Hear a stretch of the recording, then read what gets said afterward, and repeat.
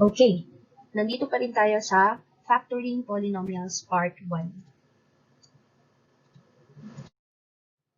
Okay, let's have lesson 1.2, Factoring the difference of two squares. Remember, the expression is a difference of two squares if it follows the given conditions. Ano yung given condition?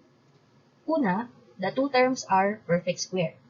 Pangalawa, there is a minus sign between the two terms. Masasabi mong ang expression ay difference of two squares kapag nag-succeed siya sa dalawang condition na to or nag-satisfy.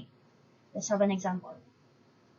Determine if 4x squared minus 25 is a difference of two squares. So we have the first term as 4x squared. Is 4x squared a perfect square? Right. Why? What is the square root of 4x squared? The square root of 4x squared is 2x. Ang sagot ay the term itself. So 2x times 2x is 4x squared. Pwede rin 2x quantity raised to 2. So same lang yan.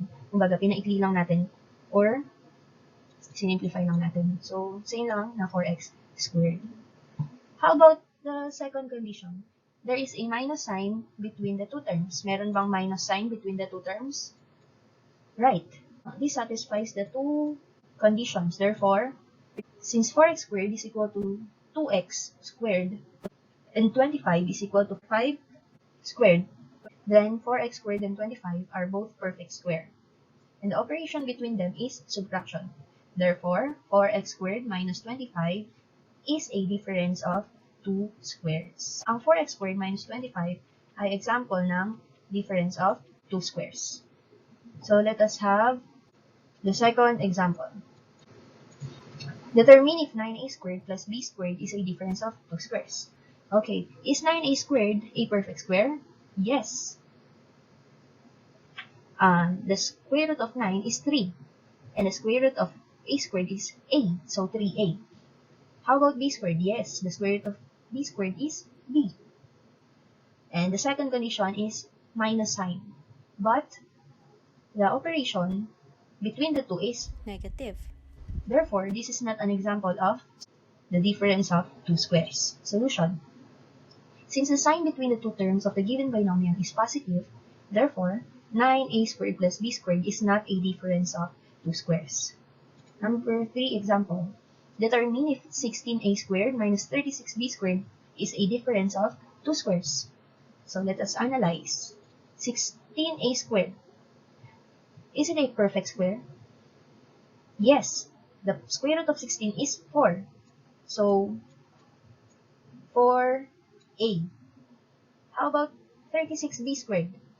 Yes, this is also a perfect square. 6b.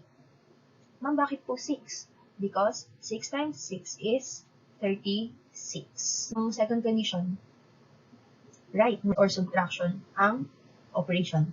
So, this satisfies the given conditions. Solution. Since 16a squared is equal to 4a squared and 36b squared is equal to 6b squared, then 16a squared and 36b squared are both perfect square and the operation between them is a subtraction. Therefore, 4x squared minus 25 is a difference of two squares. So, ganun lang kadali ang pag-determine ng difference of two squares. The factor of the difference of two squares is the product of the sum and difference of the square roots of the first and second terms. Ano yun? Anong ibig sabihin nun? In symbol, ito siya.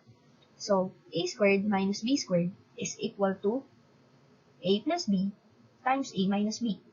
Example 1. Factor x squared minus 1. So, by factoring, first you're going to you're going to get the square roots of both terms. So, what is the square root of x squared? Right, x. And what is the square root of 1? Right, 1. So, x plus 1 times x minus 1. Explanation. The square root of x squared is x, and the square root of 1 is 1. To write their factors, write the product of the sum and difference of the square roots.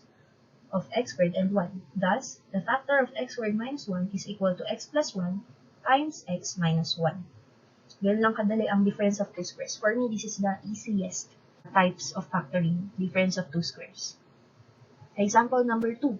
Factor 49a raised to 6 minus 100. So, find the square root of both terms. What is the square root of 49a to the 6? Right, 7a cubed. How about 100? Right, 10. So, the square root of 49a raised to the 6th power is 7a cubed. And the square root of 100 is 10. Thus, the factor of 49a raised to the 6th power minus 100 is equal to 7a cubed plus 10 times 7a cubed minus 10. Factor 81m squared minus 64. 81m squared, ano square root? 9m. How about 64? 8. The solution is 81m squared minus 64 is equal to 9m plus 8 times 9m minus 8.